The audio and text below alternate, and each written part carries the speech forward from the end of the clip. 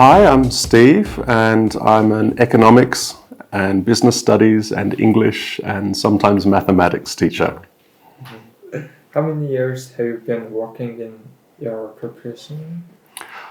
I've been working as an economics teacher for about 12 years on and off, as well as other subjects sometimes in between.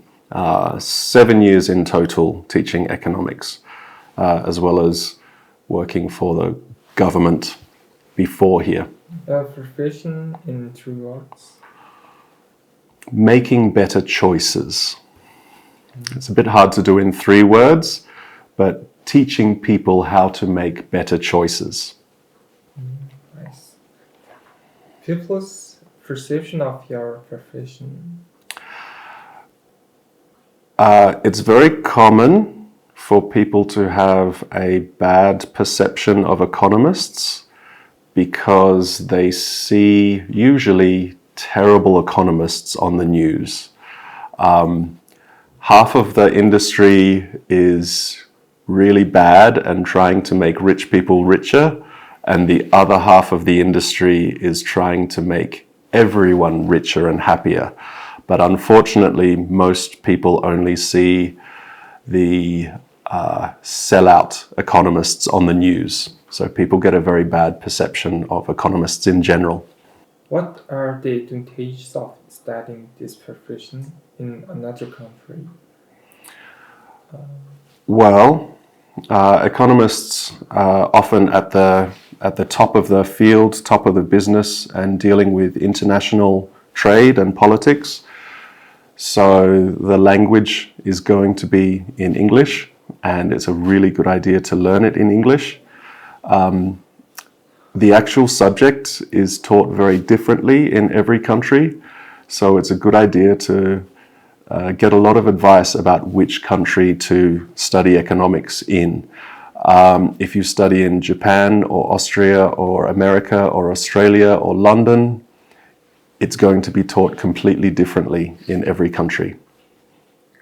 What makes you love your job? My job is fascinating. I always loved figuring out how things work, so I would take apart things at home when I was a kid growing up, and economics is a really, really complicated subject about how things work, so I just find that fascinating. What lessons should a primary school child pay attention to? If you're in primary school and you're interested in finance or economics, make sure you're really good at fractions. That is the main thing. Economics and finance are all about fractions and percentages, so you need to be able to calculate them really quickly. You need to be really, really familiar with them. If you can do fractions, you can do economics and finance. What soft and hard skills are needed?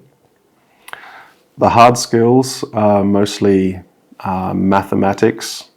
The soft skills, when you learn something very technical, you need to be able to explain it to everyday people. So the soft skills are trying to explain a difficult concept in a way that's easy to understand. And sometimes it can be a little bit boring. So trying to make analogies, trying to tell stories that make it a little bit more entertaining and relate it to people's lives. That can be very, very difficult sometimes. Your advice to a child who wants to become an economist? Yeah. My advice to anyone who wants to study economics is look at fields outside of the course as well. Make sure you're familiar with history, make sure you're familiar with psychology, because that's the new growing fields of economics. A lot of the old course has been disproved, and the newer, more interesting things are all to do with psychology and history now. So get a good general knowledge. Okay, thank you. Okay. We'll do the wave.